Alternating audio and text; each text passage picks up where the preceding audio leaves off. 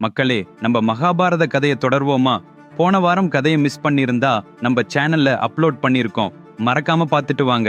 குருக்ஷேத்திர போரின் 10வது நாளில் பீஷ்மர் மீண்டும் வெற்றி படை கொண்டார்.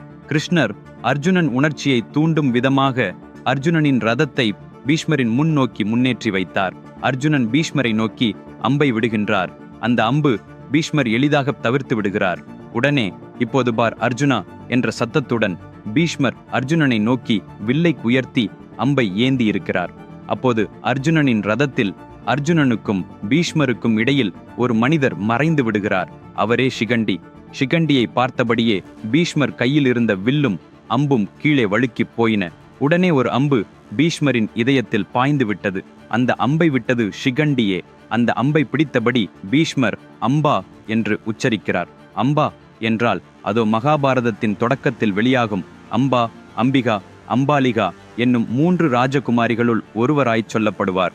பீஷ்மர் காரணமாகவே என் வாழ்க்கையில் பெரும் அநியாயம் நிகழ்ந்தது என்று திட்டவிட்ட அம்பா ஒரு எச்சரின் வரம் காரணமாக பெண்ணாக இருந்தவள் சிகண்டி என்ற ஆணாக மாறிச் செல்கிறாள். அவளுடைய கதையின் தொடர்ச்சியாக பீஷ்மரை நிச்சயம் கொன்றே தீர வேண்டும் என தீர்மானிக்கிறாள். பாண்டவர்கள் பீஷ்மர் ஆயுதங்களை விட்டு கீழே விடுவதை ஏற்படுத்தும் வகையில் சிகண்டியையே பயன்படுத்தினர். அம்பாவுடைய அம்பு பீஷ்மரின் உடலில் பாய்ந்த பிறகே அர்ஜுனன் தொடர்ச்சியாக பீஷ்மரின் உடலை நோக்கி 20 அம்புகளை விட்டார். அவையெல்லாம் பீஷ்மரை காயம் செய்தன.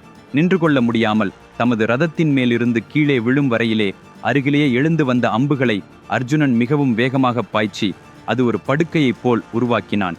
அதையே அம்பு படுக்கை என்கின்றனர். பீஷ்மர் அந்த அம்பு படுக்கையின் மீது விழுந்தார். உடல் முழுவதும் அம்புகளால் கிழிந்து தெரிந்தும் இரத்தத்தில் நனைந்திருந்த போதிலும் பீஷ்மரின் முகத்தில் ஆனந்தம் தெரிந்தது. அதற்கு காரணம் 500 ஆண்டுகளுக்கும் அதிகமாக உயிர் வாழ்ந்தவர் என்பதால் இவ்வுலக வாழ்விலிருந்து விடுதலை கிடைத்தது. மேலும் தன் மரணம் வந்ததிலும் அந்த காலத்தின் அதிவீரனான அர்ஜுனனின் கைகளால் செத்ததிலேயே அவருக்கு பெருமை உணர்ந்தார். பீஷ்மர் அம்பு படுக்கையில் விழுந்திருப்பதாக கேட்டவுடன் அன்றைய யுத்தத்தை நிறுத்தி கொண்டனர். கௌரவர்கள், பாண்டவர்கள் என அனைவரும் பீஷ்மரை சூழ்ந்து நின்றனர். பீஷ்மர் துரியோதனனை நோக்கி, துரியோதனா, உடனே கர்ணனை அழைக்கும்படி சொல்லு எனக் கேட்டார். பிதாமகா, உங்களுக்கு வைத்தியம் செய்ய மருத்துவர்கள் வந்துள்ளனர் என்று தர்மராசர் கூறினார். எனக்கு எந்த வைத்தியமும் வேண்டாம். என்னை இப்படியே இருக்க விடுங்கள். அனைவரும் கவனமாக இருங்கள். இந்த உலகை விட்டு நான் பிரிய வேண்டிய நேரம் வந்துவிட்டது. எனக்கு வேண்டுமானால் இப்போது செத்துவிடவும் முடியும். ஆனாலும் நான் இப்போது இறப்பதில்லை. இந்த போர் முடிந்த பின்னரே சாகப் போகிறேன். ஏனென்றால் இவ்வாறான யுத்தம் சிருஷ்டி உண்டாகிய நாள் முதல் இன்னும் ஒருபோதும் நிகழவில்லை, இனியும் நிகழாது. இந்த போரில் எவர்கள் வெற்றியடைவதென்று பார்க்க வேண்டும். யுத்தம் முடிந்த பிறகே உத்தராயணத்தின் முதல் நாளில் நான் உடலை விட்டு விலகுகிறேன் என அவர் அனைவருடனும் பேசினார். பிதாமகா, நீங்கள் இல்லாமல் இனி யுத்தத்தை யார் வழிநடத்துவார்கள் என துரியோதனன் கேட்டான். பாருங்களேன், இங்கே பீஷ்மர் உயிரை இழக்கப் போகிறார் என்பதனால் எல்லாரும் கவலை அடைந்திருக்க துரியோதனன் மட்டும் யுத்தம் பற்றி மட்டுமே நினைக்கிறான். அகங்காரம் சூட்டி பிடித்த முற்கர்கள் அப்படித்தான் இருப்பார்கள். துரியோதனன் கேட்ட கேள்விக்கு பதிலாக, இனி கௌரவ சைன்யத்தை வழிநடத்தப்பவர் துரோணாச்சாரியர், என்னுடைய இடத்தை அவருக்கு தருகிறேன் என்று பீஷ்மர் கூறினார். துரியோதனனுக்கு பீஷ்மரின் அந்த பதில் பிடிக்கவில்லை. ஏனென்றால் கர்ணனை தான் சேனாதிபதியாக நியமிப்பார் என்று அவன் எதிர்பார்த்திருந்தான். இருந்தாலும் பீஷ்மரின் முடிவை பாத்திரமாக மதித்தான். ஏனென்றால் துரோணாச்சாரியர் பாண்டவர்களின் ஆசான். பாண்டவர்களின் பல இயல்புகளையும் ஆசிரியரான அவரை விட அதிகம் யாருக்கு பரிச்சயம் உண்டு? எனவே துரோணாச்சாரியர் பாண்டவரின் வியூகங்களை முறியடிப்பார். கர்ணன் அர்ஜுனனின் முடிவை காண்பான் என்று துரியோதனன் எண்ணினான். அத்தருவாயில் கர்ணன் அங்கே வந்தான். தயவு செய்து அனைவரும் செல்லுங்கள். அனைவரும் தங்களின் யுத்தத்தை தைரியத்துடனும் முறையாகவும் மேற்கொள்ளுங்கள். நான் கர்ணனுடன் தனிப்படியாக பேச வேண்டும் என்று பீஷ்மர் உரைத்தார். உடனே அனைவரும் அங்கிருந்து வெளியேறினர். பீஷ்மர் கர்ணனை நோக்கி, கர்ணா, உனக்கென மீது கோபம் உள்ளதோ எனக் கேட்டார்.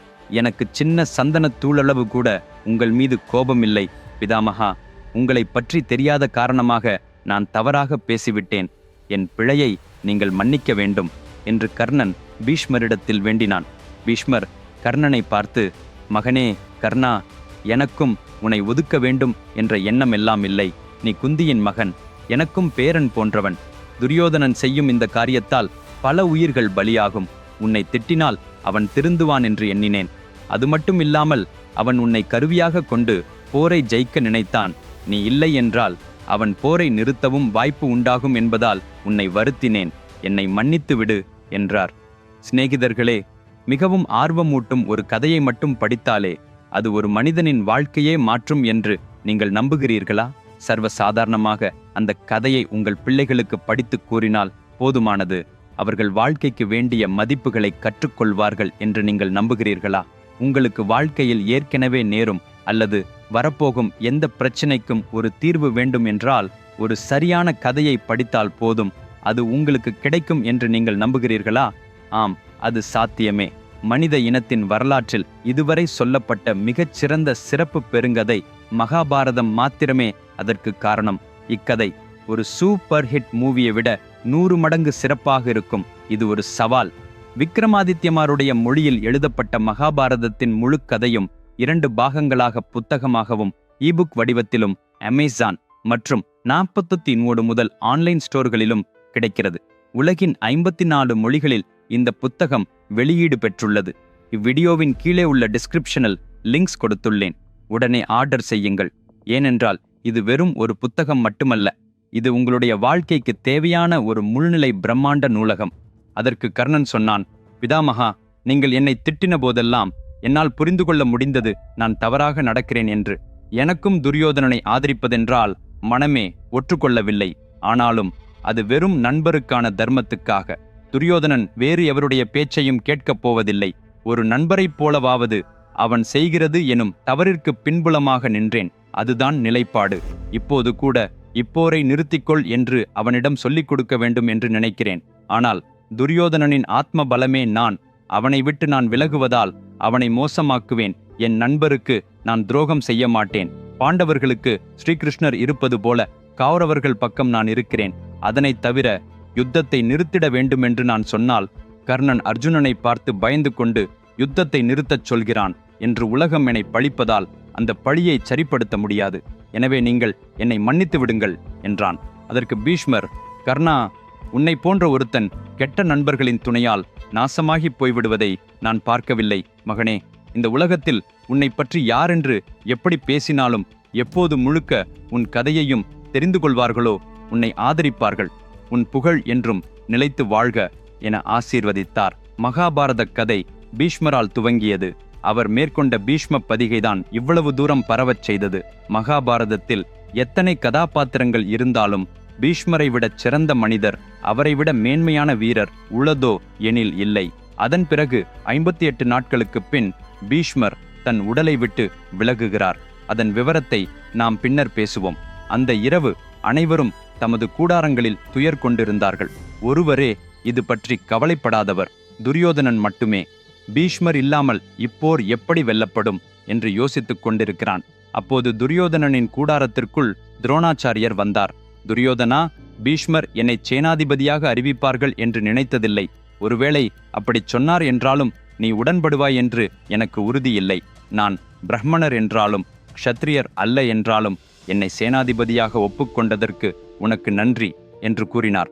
அதற்கு துரியோதனன், ஆச்சாரியா, பிதாமகர் உங்கள் பெயரை முன்வைக்கவில்லை என்றாலும் நான் இல்லை என்றாலும் சரி, நம் அரசியல் வேறு யாரே இருந்தாலும் சரி, உங்களைத்தான் சேனாதிபதியாக நியமித்திருப்பார்கள். அந்த தகுதி ஒருவருக்குமே அல்ல, உங்களுக்கே உண்டு. நீங்கள் இப்பதவியை ஏற்றது எனக்கு பேரானந்தம் அளிக்கிறது.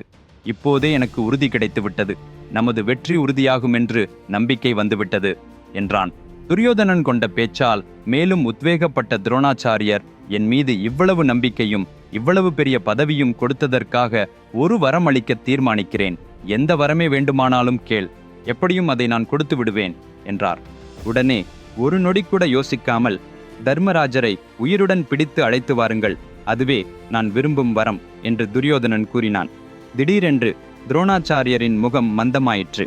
ஏனென்றால் தர்மராஜரை பாண்டவர் அணியிலிருந்து உயிருடன் பிடித்து வருவது என்பது சாத்தியமல்ல. தர்மராஜரை அணுக வேண்டும் என்றால் முதலில் அர்ஜுனனையும் அடுத்ததாக கிருஷ்ணரையும் பிறகு பீமனையும் கடந்து சென்றால்தான் அவரை தொட்டுவிட முடியும். ஐயையோ, ஆனந்தத்தில் நான் ஏது வேண்டுமானாலும் கேள் என்று சொல்லிவிட்டேனே என்று துரோணாச்சாரியர் உள்ளூரே வருத்தப்பட்டார்.